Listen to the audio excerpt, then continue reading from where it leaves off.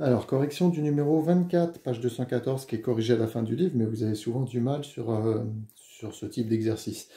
Alors, pour le numéro 24, la première question, par contre, elle est facile. On nous demandait une primitive de la fonction e de moins x. Donc, je vous rappelle que la seule formule qu'on connaît avec les exponentielles, c'est si la fonction f est sous la forme u' e de u, la primitive, ça sera e de u. Donc, là, il me faudrait moins e de moins x. Ce n'est pas le cas, donc la méthode, vous vous souvenez, on met entre parenthèses ce que l'on veut, c'est-à-dire u' e de u, donc moins e de moins x. Et pour que ça soit égal à la ligne du dessus, on multiplie par une constante, ici moins 1. Moins 1 fois moins 1, ça fera bien e de moins x. Donc on a écrit la fonction f sous la forme que l'on veut pour pouvoir déterminer sa primitive. On est toujours à la fonction f. Sous cette forme-là, j'ai bien une constante fois une fonction dont je connais la primitive.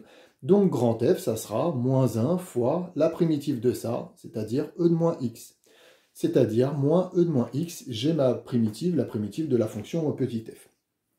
Deuxièmement, on nous dit en déduire le nombre k tel que la fonction g définie par k fois f soit une fonction de densité sur 0,1.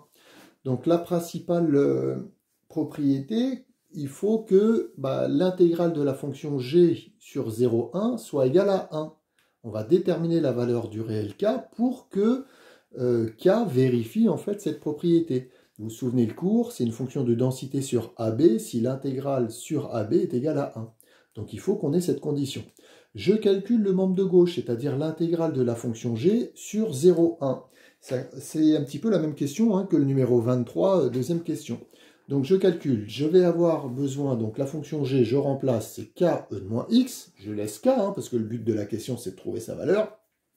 Je vais avoir besoin de la primitive de k e de moins x, k c'est une constante, donc la primitive, ça sera k fois la primitive de e de moins x. Je vais me servir de la question précédente, la primitive c'était moins e de moins x. Donc la primitive de tout ça, la primitive de la fonction g, c'est k fois moins e de moins x. Toujours entre 0 et 1.